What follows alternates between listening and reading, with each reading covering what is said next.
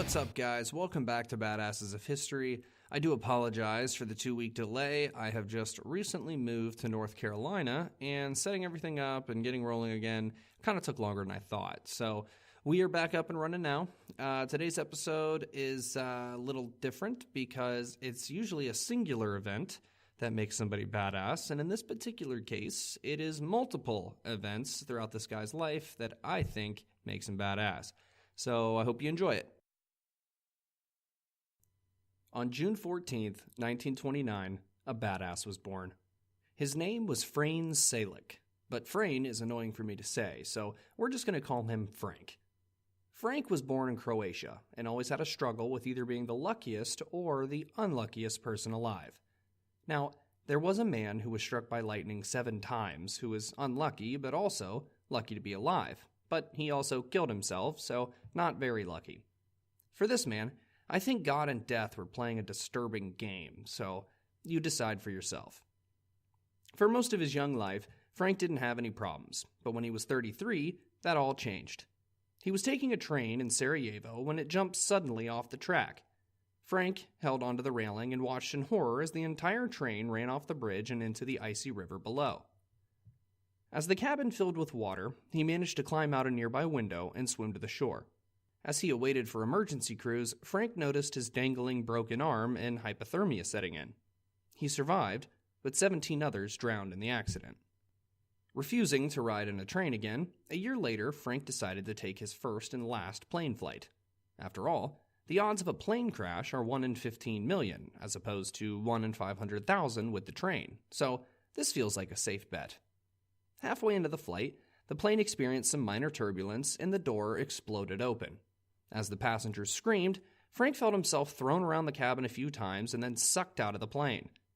As he was free-falling from thousands of feet in the air, Frank watched the ground get closer and closer, and the seconds went by, and he just accepted his fate. He hit the ground, and the plane plummeted above him, crashing nearby and killing the 19 passengers it had carried. All except Frank, of course. As if the 1 in 15 million wasn't strange enough, he somehow managed to land on a large haystack in the middle of a field.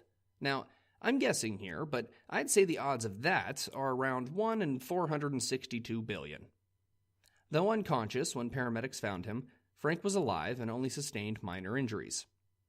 3 years later, deciding he was done with planes and trains, Frank decided a bus was a much safer route. Obviously, it wasn't. Just like the train, his bus flew off an embankment and plunged into a river. Muscle memory kicked in, and Big Frank casually made his way out of the window and swam to the shore just before the bus sank to the bottom. He was safe, but 4 people drowned that day.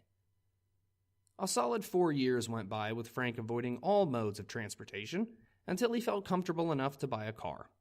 After all, if he's driving, then he doesn't have to put his life in the hands of anyone else, right? Well, not exactly. See, this time it wasn't anyone's fault. It was simply the universe having a little fun. During a trip to work, his car caught fire. He jumped out and ran away just in time for the gas tank to explode and his entire car to be engulfed in a fiery inferno. 3 more years go by, and Frankie decides it's time to give it another try. He purchased another car, and this time a faulty fuel pump sprayed fuel on the engine, caught fire, and sprayed hell through the heater vents like a Vietnam flamethrower.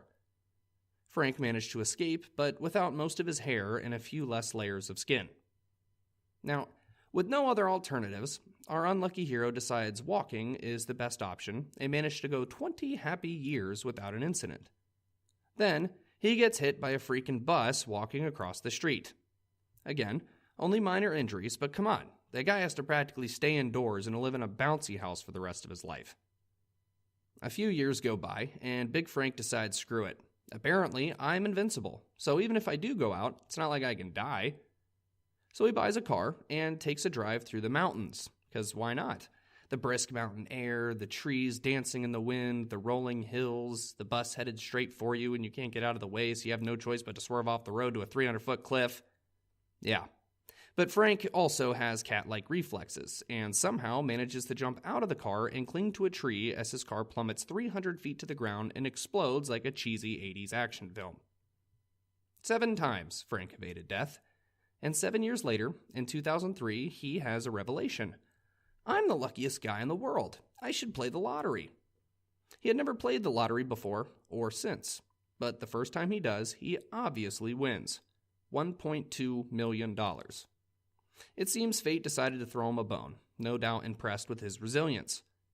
Frank spent the money on a private island, obvious choice, and lived quietly for a few years before deciding to sell it all and give most of his money away to friends and family. No word on whether he still travels or not, but Big Frank is still alive today at 89 years old. Who knows? Maybe he'll die of cancer and sit up in his coffin at the wake, or live to be 140 or be our next president. Regardless of how the rest of his life goes, Frane Salek is a freaking superhero who just might be the luckiest man who ever lived.